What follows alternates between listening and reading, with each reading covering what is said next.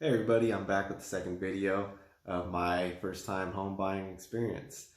And this one, we're kind of just going to talk about the improvements that I had to do on my side because when I did buy the home, the kitchen and both bathrooms were actually remodeled. Um, and I was able to get the seller to actually redo the roof. So, I mean, shingle composite, but that's about 10 grand in equity. Um, Most of the stuff wasn't too bad. The main thing was the floors. Like I talked about in the first video, the floors and just a bunch of little stuff here and there. The house is older, it was built when houses were built to last over 100 years, and they're built like rocks. So that's what really sold me on them. I'm really big on well-established neighborhoods. I looked at the houses that are like new, and so that's not for me. I want something solid. I want good neighbors. I want good community. Um, Big backyard, which most of them don't have, but that's okay. Um, Whatever floats your boat, right? So let's let's get to it. This one here. Let me change the camera over.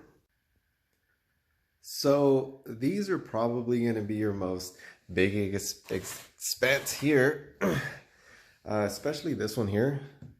This is the polyurethane floors. It's it's a kind of a clear coat for floors. You pour it on top once you're absolutely done and whatnot.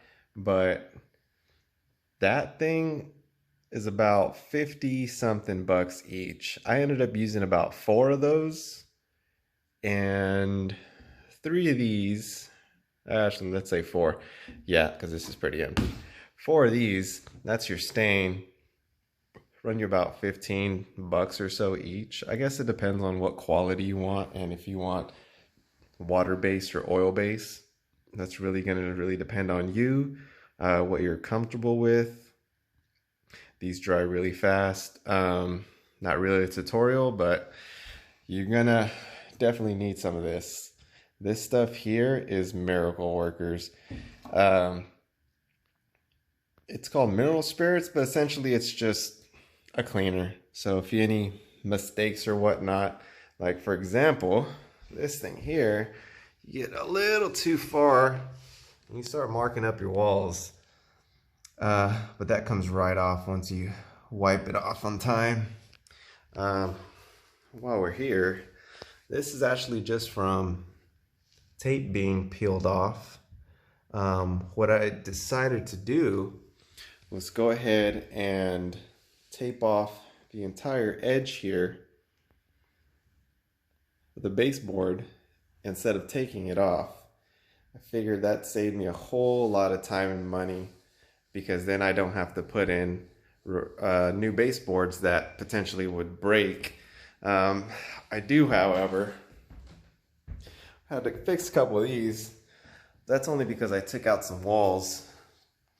So I think that's a big plus. You just tape this off and you can just really get down into the edges, really get nice and close right here. Because some of these contractors, they give you different quotes on whether or not to take off the baseboards. I guess that's a big thing. So if you look at it, I think it came out pretty good. I mean, heck, it almost looks like glass. Look at that. Not too bad. Not too bad for your first time, or my first time. Anywho, so yeah, that saved me a whole bunch of money. And then while I was at it, decided to take this whole wall out here, all the way up to the header, about 4 feet out, about 3 inches wide. And then following wall, this one, and that really opened up the living room. So figured I'd do that before I got anything else done. Not too bad. All you have to do is fill these holes up, cut this paint off, repaint it, texture it if you want, then replace the floorboards. But yeah, this is kind of the final product. Definitely worth it in my opinion. Definitely worth it.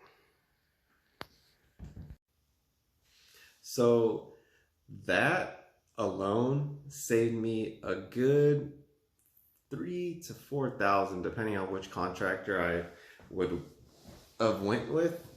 Most of them get you like a quote per square foot, and depend on what kind of work you want.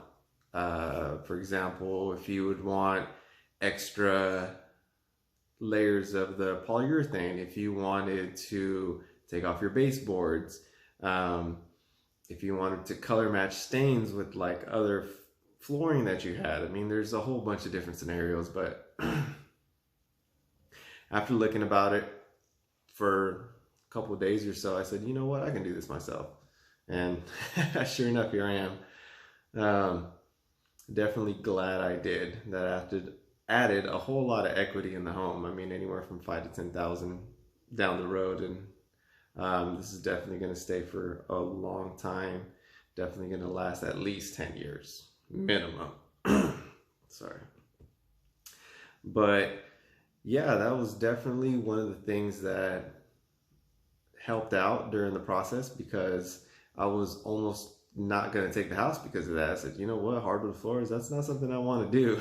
I'm an electrician by trade, but that's definitely not something I was up for. But I'm glad I did. And that's just a little message I just want to forward off. Don't be too hesitant when you're looking at a house, because what you might think might be a little too difficult, but with a little bit of research, you could probably do it yourself. So just a little food for thought. And that's pretty much it on the floors. I'll probably post up a couple of little pictures at the end of this, showing all the bunch of cracks I had to fill. I mean, it is hard, don't get me wrong, it is difficult, but definitely worth it. So if you have any questions, let me know. I mean, you definitely can't pay me to do this again. That's for sure. But being my own home, it's definitely worth it. So that's a little message I want to forward off to everyone. Without making this video too long, the next one I'll definitely go over the other things we had to go through, and that was including, well, mainly just the inspections. So I won't give away too much of that, but there was a couple things that popped up, and I think it's going to be really interesting. So look out for that probably this week or so. And thanks again. Appreciate you watching.